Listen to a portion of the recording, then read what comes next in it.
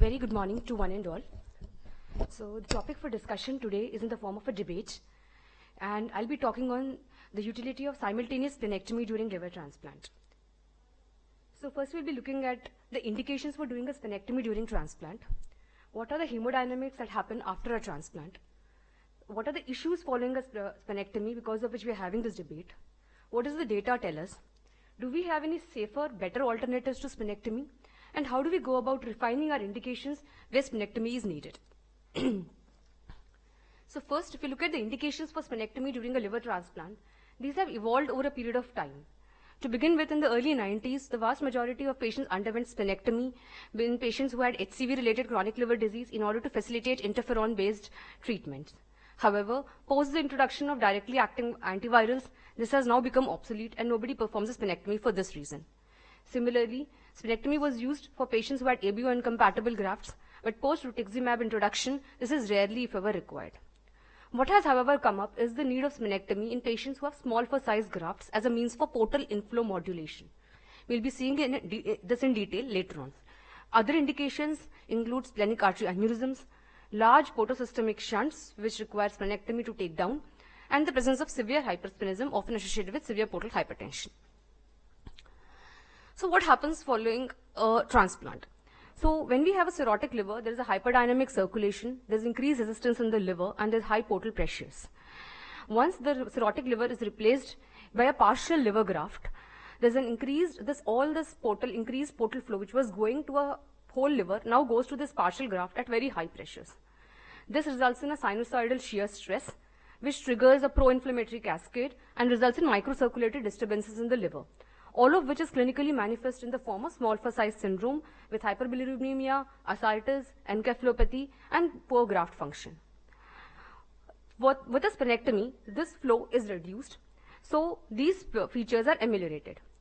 Now, it is important to remember that this graft damage starts as soon as reperfusion occurs, and the portal pressure has been considered to be a reflector of the graft damage. What also happens is, concomitant with an increased portal flow is the hepatic arterial buffer response, which causes arterial vasoconstriction, and this induces secondary ischemic damage to the already ailing liver. It is also important to remember that patients who have a full-blown small for size syndrome, it's not possible to salvage the graft thereafter by using flow modulation techniques, and hence it becomes important to predict it preoperatively. So various factors may be used to predict the occurrence of a small for size syndrome, including pre-implantation and post-reperfusion portal pressures and portal flow, the graft size, the quality, donor age, the meld status of the recipient, and the expected congestion in the graft liver. How does the splenectomy help us in modulating this portal flow? So the spleen contributes nearly half of the portal flow. So this amount would be reduced as soon as you do a splenectomy. It has also been seen that the spleen size is directly proportional to the total portal flow as well as to the recipient portal venous flow. And in fact, the graft to the recipient spleen size, if it is less than 0.6, one can anticipate a portal hyperperfusion and portal flow rates exceeding 250 ml per minute per 100 grams of the graft. Further, when you ligate the splenic artery, you're going to increase the hepatic arterial flow and improve the oxygenation. As we all know, once you remove the spleen, there is going to be an increase in the platelets, which are a source of serotonin, and in rodent models, they have been found to facilitate liver regeneration. Spleen itself is a source of inhibitory factor TGF-beta and has been implicated in fibrogenesis in the graft. Further, spleen is the site of sequestration and destruction of senescent platelets, WBCs and RBCs, and also the splenectomy results in an increased release of thrombopoietin as well as increase in the circulating cell counts. So what about the safety of this procedure? This seems to be beneficial theoretically speaking, but is it safe? So most of the data on the safety and feasibility of splenectomy in the setting concomitant liver transplantation has come from Japan, and that too two centers, the Kyushu University and the Kyoto University. So we need to take this into account that these are centers which have been performing this for the past 2 decades nearly, and therefore they have reached a level of excellence which needs to be seen if it can be replicated in other centers. So in their study, the retrospective study of over 6 years, they presented the data of close to 150 patients who underwent transplant, and concomitant splenectomy was performed in nearly half the patients. The most common indication was a portal flow modulation that was there in nearly 3/4 of the patients, and around 13% underwent excision of the splenic artery. The remaining patients underwent splenectomy for HCV treatment, for excision of shunts, or for severe thrombocytopenia. Now, what was seen was that patients who underwent splenectomy had a significantly increased operative time and blood loss. Now, this is to be expected because you're going to add a procedure to an already prolonged procedure. So, an increase in operative time is to be expected whenever you do a splenectomy along with a transplant. Similarly, splenectomies in cirrhotic patients are not easy. These are patients who have significant portal hypertension, they have coagulopathy, they are patients who have undergone multiple sessions of EVL or EST, and they are bound to have adhesions of the spleen with the stomach and the retroperitoneum. So these splenectomies are difficult and therefore associated with increased blood loss. So neither of these two findings is surprising. Further, they found a higher rate of post-operative splenic vein thrombosis. So this is again an important thing, that their rates of portal vein thrombosis were not significantly different between the splenectomized and non-splenectomized subgroup. It was the splenic vein thrombosis which was higher. They also had higher incidence of CMV infection. But there was no significant differences in terms of post-operative hemorrhage, bacteremia, or infection-related mortality. This data is important because a lot of resistance towards using splenectomy has come from reports which state an increase in the incidence of infection-related mortality or hemorrhage in the patients who undergo splenectomy. They did not find any significant difference in terms of the rejection rates, but what they did find was that the patient and graft survivals were equivalent. Now again, this should be read with caution. So here we have patients who have undergone a splenectomy, where a lot of literature would say that they have higher rates of mortality or graft loss, and these are patients who have higher portal pressure, so in the absence of splenectomy would perhaps have poorer outcomes, and after a splenectomy, if they achieve equivalent outcomes to the non-splenectomized subgroup, that means splenectomy is providing us with some benefit there. Now these are results from the Kyushu University over 14 years. And they also did a propensity score matching to take care of the selection bias between the splenectomized and the non-splenectomized subgroup. So close to 324 patients underwent simultaneous splenectomy and 60 did not. Now again, this is very interesting data because here we see that they have offered splenectomy to nearly 5 times the number of patients where they have not offered. And this level of experience probably is explaining their results as well. So their indications were always, all the patients underwent splenectomy for portal flow modulation. However, portal flows were measured only in a very small subset of patients, and here the splenectomy was done after implantation. But in most of the patients, they predicted the low graft weight to the standard liver weight ratio, or indirect markers of portal hypertension like a large shunt, splenomegaly, or gastric varices to choose patients for splenectomy. And they found that the rates of early allograft dysfunction and small for size syndrome were significantly less in the splenectomized subgroup.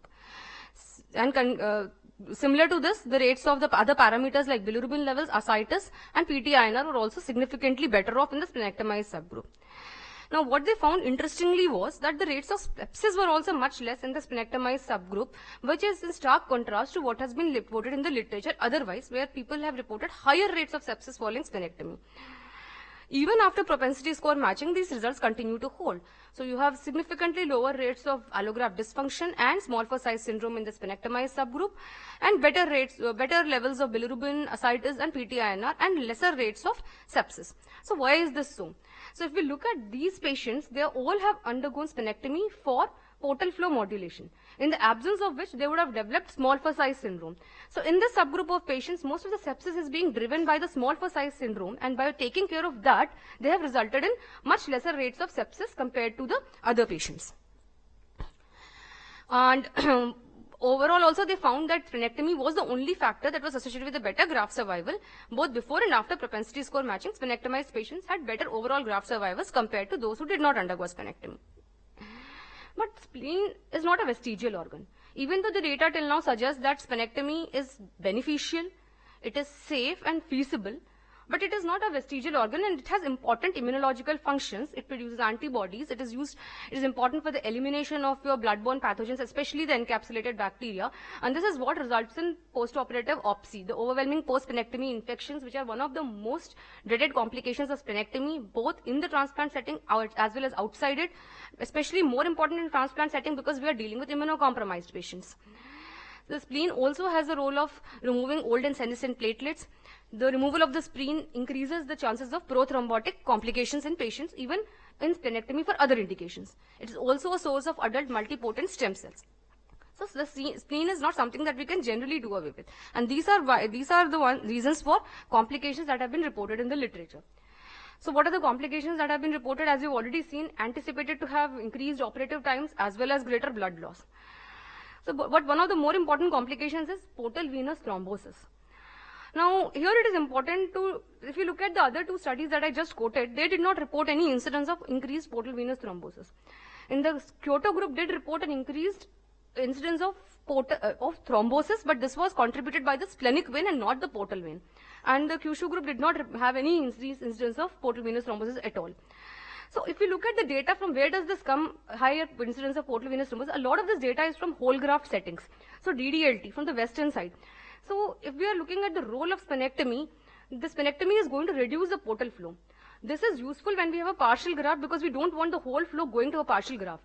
But when we are dealing with the whole liver, when we deprive the whole liver of a portal flow, reduction in the portal flow, this itself can predispose to portal thrombosis as well as graft dysfunction because of the reduction in the portal flow. And here in a whole graft setting, this splenectomy may be actually counterproductive. The reduction in the portal flow is counterproductive to our goal. And therefore, in the whole graft setting, most centers do not now advocate a splenectomy. The indications, as I discussed earlier, used to be the HCV or preparation for an ABO incompatible graft, but no longer used now. If we look at infectious complications, definitely there is a definite rate of OPSI.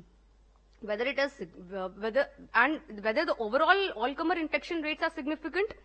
So various studies have reported infectious complications following splenectomy, but again the vast majority of these studies are from the whole graft setting. So as already alluded to, if you're going to deprive the portal flow, you're going to have graft failure, you're obviously going to have higher rates of sepsis and higher complications. So that sort of data cannot be extrapolated to the living donor graft setting where we have partial grafts and we are using this to reduce the rates of the small for size syndrome. However, OPSI is something that is still there, and even one patient dying because of OPSI is not acceptable. These centers have suggested providing booster doses of vaccination at regular intervals to reduce the incidence of OPSI. Another important complication is that of pancreatic fistula. So close to 8% of patients in these universities also develop pancreatic fistula, even though none of them required a re-exploration, had a mortality related to this sepsis, but then they did require drainage. And probably more experience would probably reduce these sort of complications. Postoperative bleeding, it is not something that we can deny, but better use of energy sources and hemostatic devices could reduce the incidence of postoperative bleeding. And lastly, as discussed, whenever you have an insufficient portal flow, so you are trying to modulate the portal flow, but there is optimal portal flow. And if you go to any extreme, where if your portal flow becomes insufficient, even that is going to have adverse consequences in the form of atrophy or liver failure. So this is a meta-analysis which looked at the efficacy and safety of simultaneous splenectomy in liver transplant patients. A total of 16 studies and encompassing close to 2,000 patients. The first study from 94 to the latest study in 2017. 900 patients underwent splenectomy and around 1,300 did not undergo splenectomy and underwent a transplant alone. So if we look at the overall survival, no significant difference between the splenectomized and the non-splenectomized subgroups. The rejection rates were lower in the splenectomized subgroup. This is some data that we have from even kidney patients, that once you remove the spleen, it's an immunological organ, your rejection rates improve. Postoperative platelet counts expected to be higher in the splenectomized subgroup. Small ficer syndrome lesser in the splenectomized subgroup. Operative time was significantly more in the splenectomy subgroup. What I have not shown here is the blood loss and the blood transfusion requirements. So here in this study, they did not find a significant difference in terms of blood loss, but the blood transfusion requirements were higher in the patients who underwent a splenectomy. Now we'll look at something more interesting. So here we have postoperative hemorrhage, which was significantly more in the patients who underwent a splenectomy, favoring the non-splenectomized subgroup. But if we look at what data is contributing to this higher rate of the hemorrhage, we see there are essentially three studies which have a higher rate of hemorrhage. These are the data from the Kyoto University, from the Tokyo University, and this is a Chinese article in Chinese language which I was not able to find, so I'm not dealing with that. So now if we look at the post-operative hospital stay, overall the post-operative hospital stay was not different. But then again we look at these two studies which had higher rates of post-operative hemorrhage, and even in these studies we have similar rates of post-operative hospital stay. We just jump over to this perioperative mortality graph here.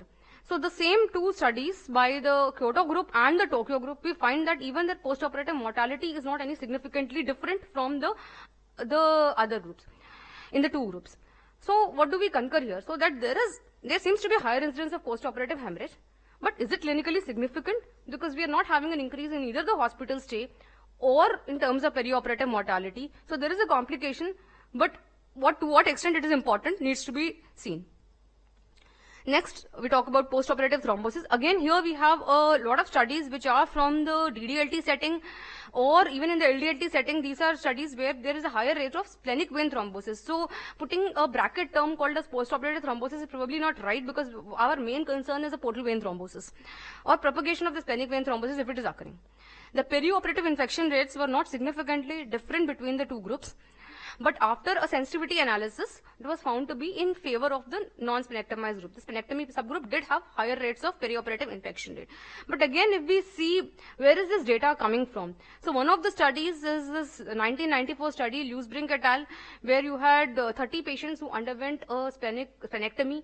Of these, half the patients underwent for the shunt and half patients for hypersplenism. And this was again in a whole graft setting. Similarly, the study by Golse et al., where you have significantly higher incidence of infection, is in the whole graft setting.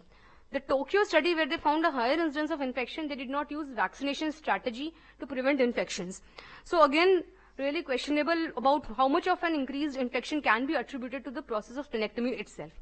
As we've already seen, the perioperative mortality seems to be against the splenectomized subgroup, but then this is largely contributed by the study from 1998 by Samimi et al., again a whole graft study, where, as already discussed, a portal flow reduction would be counterproductive, could result in graft dysfunction and mortality. So what is also clear is that there is a lot of heterogeneity in these studies, all of these and all the parameters, and when sensitivity analysis was carried out, other than infection rate, there was no significant difference in the other parameters.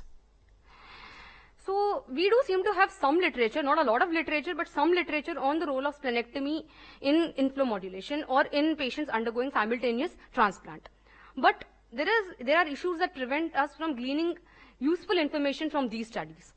So large data, but spanning two longer time periods. So from 1994 to 2017, 3 decades. A lot has changed in these 3 decades in terms of our understanding, in terms of the immunosuppressive regimens, in terms of the antibiotics, the vaccination strategies, and even the energy sources, the surgical experience and technique have evolved. Further, we are mixing the DDLT setting with the LDLT setting. So we cannot have, the indications for these also are different. So we are mixing, when we see the results, we are seeing results where splenectomy has been carried out for HCV related, for using interferon therapy, for portal flow modulation, for hypersplenism. So any surgical procedure is adjudged on a risk-benefit ratio. And the benefit is always tailored to the indication. So if you don't look at a common indication, you are then comparing apples and oranges, and then you cannot really draw conclusions of whether a particular procedure is useful. So a particular procedure may not be useful in a particular setting, but may be very useful in another particular setting. Further, as already alluded to, when you have such a long time span, you are having a lot changing in this time, like vaccination strategies and the use of energy sources. So we find that splenectomy is feasible, safe in experienced hands, beneficial in terms of the small for size syndrome. But then the other thing that we now need to look is, do we have any safer or better alternatives in this situation other than splenectomy? So there are some things that have been described in literature. These include isolated splenic artery ligation, splenic artery embolization, use of portocaval shunts, and an upcoming technique which is splenic devascularization. So when we compare splenic artery ligation with splenectomy and head-to-head comparison, so this is a recent paper published in Annals from Taiwan group, where they compared patients who underwent splenic artery ligation with those who underwent splenectomy. So over a period of 6 years, 99 transplants, 36 graft inflow modulations performed, 17 underwent ligation, and 19 underwent splenectomy. So what was their protocol? They measured the portal flow. When it was more than 250 ml per minute per 100 grams, they offered a ligation of the splenic artery as the first step. In patients who did not achieve adequate graft inflow modulation, they then subjected them to splenectomy. So now this is again very interesting that nearly half the patients, that is 19 patients out of 36, did not achieve sufficient inflow modulation with splenic artery ligation alone. And then, so they found that in the splenectomy subgroup, that was more effective for decompressing the portal flow, with reductions being to the tune of 40% when compared to arterial ligation, where the reduction was only of around 14%. So similar results were presented by the Kyushu University, So they in their 2008 paper reported that compared to the 44 patients who underwent splenectomy, 6 patients underwent ligation.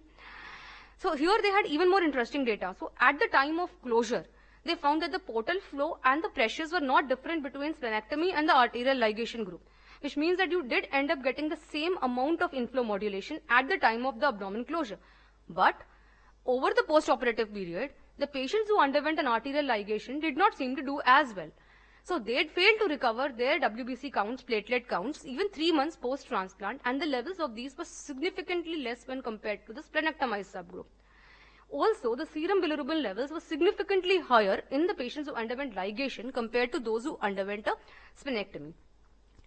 And in their more recent paper, they found out that the survival rate was 90% for patients who underwent a splenectomy compared to 78% who underwent a ligation alone. So now coming to the data on splenic artery embolization, it's a preoperative technique, saves intraoperative time. You are going to have a reduced blood loss. You don't have to enter into the difficult areas. And so they offered the splenic artery modulation to 21 patients, 15 underwent embolization and 6 underwent ligation. The results were comparable in both the groups. So what are the issues with these procedures, the arterial ligation and embolization? So we don't have any head-to-head comparison of embolization with splenectomy, even though some data exists on ligation versus splenectomy. So for embolization, at least we need to have a preoperative prediction of which patient is going to end up with a small size syndrome. This we'll see in the subsequent slides is not a very easy thing to do. Further, there is a risk of splenic infarcts and abscess formation. Even though these studies had not reported any high incidence of splenic abscess or infarcts, this is a theoretical risk which exists and which we have seen outside the transplant setting in other patients who undergo splenic embolization, that they do develop splenic infarcts and abscesses. Further, there is a limit to the amount of pressure modulation that we can expect with an arterial ligation or embolization alone. So these are not useful if you do have very high pressures of say more than 4 times that are seen in the donor or more flow rates that exceed 370 ml per minute per 100 grams. And then you need additional techniques. So by themselves they may not be adequate in all settings. Further, the issue raised by the Kyushu group, that is, on table you may find that your inflow modulation is adequate, but post-operatively you may find that these patients do not do well. So how do you go about predicting this? So this is not data that has been verified by several other groups which have routinely used splenic artery ligation. And even though it is accepted that arterial ligation has a temporary effect, but this temporary effect is believed to last for 2 weeks. And this is the critical period of 2 weeks when you expect a small size to occur. So we do not as yet have a last word. We need more data from other centers to actually find out what is the role of arterial ligation compared to this. The other option we do have is of portocaval shunts. So here again, the right portal vein usually is anastomosed to the cava. But the problem is of calibrating the shunt size adequately in order to achieve enough diversion to prevent a small size, but not excessive diversion that this leads to graft atrophy or dysfunction. Further, the difficulty in and what to do with these shunts once your critical period of small size is over. So how do you go about closing these shunts and the morbidity that is associated with those procedures as well. Further, any episode of acute rejection that happens later on, or if the graft does turn steatotic, or there is a right heart failure and there is an increase in the pressures or resistance, this could actually result in a graft steal and graft dysfunction, and this has been reported in the literature as well. So what are the newer procedures that have been touted as alternatives to splenectomy? So obviously we are looking at so many alternatives to splenectomy. All is not well with splenectomy. At least not everybody is comfortable doing it. So the splenic devascularization has been described by the Asan Medical Center as a novel procedure which can be used to replace splenectomy. But this is a single center report. So what they do is they ligate the splenic artery. They also ligate the gastroepiploic artery, right gastroepiploic, and they take down all the short gastrics, leaving the spleen to survive only on the intrapancreatic channels from the side distal to the ligation of your splenic artery. So in their paper, they have shown a significant infarct and a reduction in the size of the spleen. But how this has not resulted in an abscess or in a single patient, that I am not able to explain. And also this is just a single center report as of now. So this needs to be seen if this also can be replicated in other centers. Another interesting data is from this Chinese center where they have found a middle ground of doing a partial splenectomy. So this is supposed to take care of your venous thrombosis. This is supposed to take care of the raw area as well as the problems of, but however, you are leaving a greater raw area because now you have a partial spleen surface as well. But they have not found any higher incidence of hemorrhage in their study. Technically, definitely more complicated than removing the entire spleen itself. And partial splenectomy is not being performed even in the trauma setting currently. So not much of surgical experience here, even in simple straightforward cases. So to extrapolate it into a cirrhotic setting is difficult. So even if we believe that splenectomy is ideally suited for modulating the graft inflow, how do we select out patients? So as our understanding of small for size has evolved, we find that this is not a simple graft to recipient weight ratio or simple portal pressure, portal flow, or an arterial flow. There are many more factors. So you have the graft quality, the donor age, the amount of steatosis, your ischemia times, the metabolic demands. So I'm winding up, sir. Metabolic demands of the recipient and a good outflow determine whether you are going to have a small for size or not. So some of these factors can be tweaked. In fact, Kyoto University have stopped doing routine graft inflow modulations when all the other factors can be tweaked. But as we continue to push boundaries, we are bound to have patients who will require the other factors to be tweaked for some amount of inflow to be done, even when other factors cannot be changed. Briefly on hypersplenism. So it is now known that the spleen size does regress following splenectomy, but does not return to normal, especially in adult patients. But what has been found is that if the graft is functioning, there is going to be a reversal of the hypersplenism and a significant reduction in the spleen size. The preoperative spleen size is one of the most significant factors that dictates how much your spleen size actually regresses following transplant, but there is really no data on how do you select out patients who really require a splenectomy to be done during transplant to prevent the splenomegaly. Artery aneurysms, this is not a very debatable thing. Yes, if you do have distal intrasplenic, then splenectomy is needed. To summarize, splenectomy does have a definite role in selected situations. It is feasible and safe in experienced hands. Most of the data does come from only 2 universities. So we need to take that with a pinch of salt, whether these are replicable in other centers outside of these 2 places. It has a definite role in portal modulation, but then we need to redefine and refine our selection criteria for patients. So currently, what can be said is that splenectomy cannot be shunned as a procedure. We need to be prepared for it to offer it in situations where it is indicated. Thank you.